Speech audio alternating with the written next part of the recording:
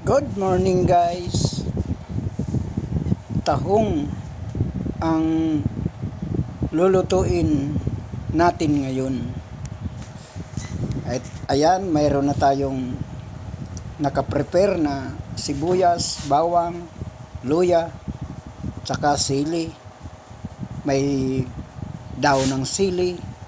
At yung tahong, nilinis ko na yan guys. Tinanggal ko na yung mga nakadikit sa shell. Nagtimpla na tayo ng patis kasi nagkagisa na yung bawang tsaka sibuyas. Inilagay na natin yung tahong at siyempre tinakpan. Katapos naglagay na tayo ng paminta, yung siling dahon. Sama-sama na sila.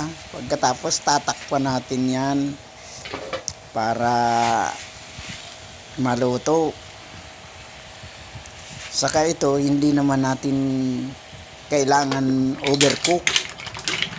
Pagka bumukas yung tahong, bumuka na, luto na siya. Katulad nyan, nakabuka na ang tahong. Masarap nang kainin. Thank you guys sa panonood.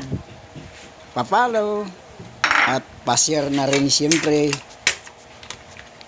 Salamat sa walang sawang suporta nyo sa mga content ko. Salamat.